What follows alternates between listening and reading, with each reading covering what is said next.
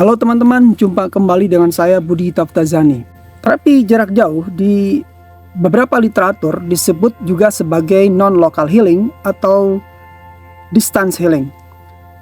Ini adalah fenomena yang dianggap pseudoscientific dari mereka yang menganggap bahwa semuanya harus terjelaskan dengan metode ilmiah. Untuk memahami ini, maka kemudian ini sebenarnya tergantung pada bagaimana pengetahuan kita selama ini memaknai atau mengartikan atau menginterpretasikan realita. Seseorang bisa menerima atau tidak satu fenomena alam tertentu atau satu fenomena alamiah tertentu, itu akan tergantung pada perspektif atau paradigma yang digunakan. Maka bisa jadi kemudian seseorang meyakini satu hal dari perspektif tertentu, dan dengan perspektif itu seseorang tadi tidak meyakini hal yang lain atau tidak memahami hal yang lain. Memang pada perkembangan ilmu pengetahuan saat ini kita melihat ada penjelasan-penjelasan yang sesungguhnya itu di luar ilmu pengetahuan konvensional yang selama ini kita pahami. Nah, terkait dengan distant healings, banyak pengakuan, banyak testimoni bahwa ada pengaruh yang terasakan begitu ya. Nah, apakah ini sebagai hal yang bisa dijelaskan? Tentu sekali lagi ini tergantung dari bagaimana kita memegang keyakinan dari metode atau paradigma sains tertentu ya. Jadi barangkali kita mesti lebih banyak mengeksplorasi perkembangan baru dari bagaimana manusia membaca alam semesta ini, bagaimana kemudian alam semesta ini bekerja. Ada di dalam fisika kuantum misalnya istilah entanglement, di mana setiap unsur alam semesta ini terhubung satu sama lain.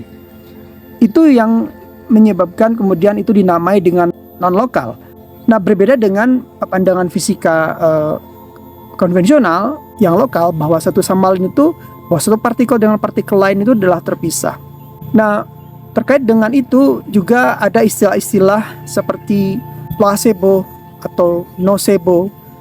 Ini adalah istilah-istilah yang tidak populer di dalam landscape scientific, terutama scientific yang selama ini mainstream begitu. Banyak fenomena-fenomena alam yang tidak bisa atau belum bisa dijelaskan, tetapi ada. Nah, di dalam konteks penyembuhan, kalau ada seseorang yang sembuh tanpa ada penjelasan ilmiah, pasien itu sembuh, maka disebut dengan anomali.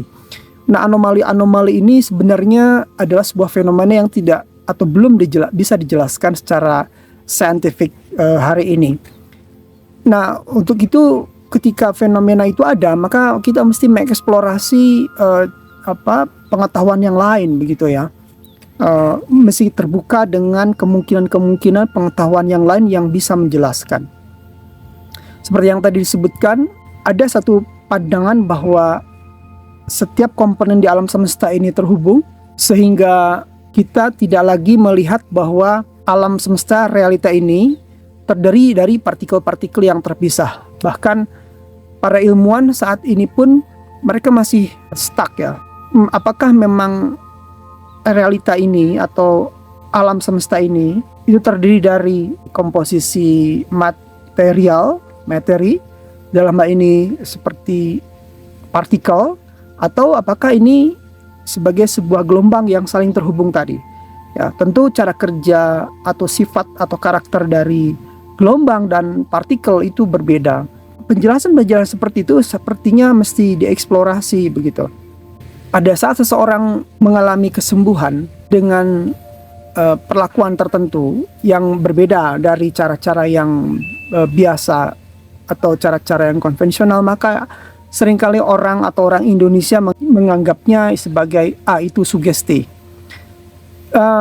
Itu sebenarnya bukan hal yang biasa, tetapi sangat luar biasa ketika kemudian digali lebih lanjut.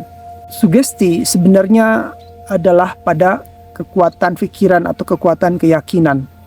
Nah, bagaimana kemudian kekuatan keyakinan bisa merubah keadaan kesehatan seseorang menjadi lebih baik.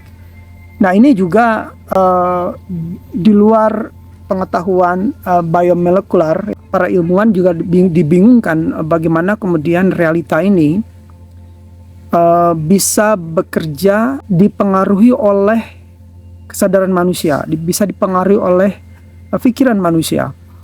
Nah, ini barangkali juga mesti dieksplorasi lebih jauh, dan selama pikiran kita terbuka, maka kemudian kita bisa dengan mudah memahami itu.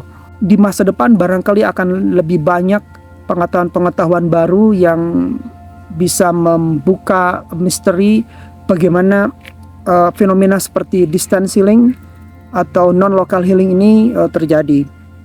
Kemudian bagaimana kesadaran manusia, ya, atau pikiran manusia itu mempengaruhi apakah sebuah materi itu partikel atau gelombang.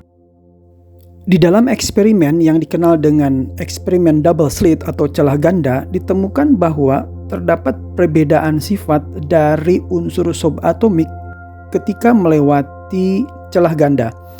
Nah, yang menarik di sini adalah bahwa keberadaan pengamat, termasuk juga peralatan yang digunakan untuk observasi, itu mempengaruhi sifat atau perilaku dari unsur subatomik tadi. Ketika diamati, perilaku subatomik itu menjadi bersifat partikel atau berwujud materi. Namun pada saat tidak diamati, perilaku subatomik seperti elektron pada saat melewati celah ganda itu berubah menjadi gelombang, menjadi bersifat gelombang. Nah, inilah yang disebut dengan observer effect, yang menghasilkan kesimpulan adanya dualitas antara partikel dan gelombang pada realitas alam semesta ini. Di dalam dunia kuantum ada yang disebut dengan medan kuantum. Medan itu bisa dipengaruhi oleh kesadaran manusia atau human consciousness. Nah, ini juga para ilmuwan bingung bagaimana bisa urusannya urusan fisika, tetapi kemudian ada unsur psikologis yang kemudian masuk, ada unsur manusia, terutama dalam kesadaran manusia yang bisa mempengaruhi medan kuantum itu. Ditemukan juga bahwa manusia ini memancarkan sebuah gelombang energi yang bisa mempengaruhi gelombang kuantum itu, dan medan kuantum ini adalah sebagai pondasi untuk terciptanya realita, untuk terciptanya konstruksi materi, begitu ya, dan alam semesta. Mungkin teori-teori yang tadi disebutkan itu bisa menjelaskan atau paling tidak menjadi dasar penjelasan mengapa distance healing atau terapi jarak jauh itu bisa dilakukan. Dan ada juga ilmuwan yang mengatakan sesungguhnya ini bukan hal yang baru. Di zaman kuno, dari peradaban kuno, kebijaksanaan kuno ini sebenarnya sudah dipraktikkan. Nah, apakah kemudian ilmu sekarang itu menjadi mundur dibanding masa lalu, atau kemudian masa lalu itu juga peradaban masa lalu itu juga tidak terjelaskan, tidak tersampaikan kepada generasi peradaban saat ini. Tapi paling tidak ini menarik untuk dieksplorasi. Mesti ada satu penjelasan yang scientific sifatnya, ya, tetapi kemudian juga kita harus terbuka dengan metode-metode baru, cara pandang baru. Mesti ada tools, mesti ada satu terobosan, ya, yang bisa memberikan penjelasan yang memuaskan. Ini sebenarnya apa dibalik distance healing ini. Baiklah, itu saja penjelasan dari saya tentang sedikit membuka atau paling tidak memicu kita untuk terus menggali pengetahuan baru untuk bisa menjelaskan kenapa seseorang bisa diterapi dari jarak jauh. Demikian video saya kali ini. Terima kasih sudah menonton. Sampai jumpa di video-video saya berikutnya.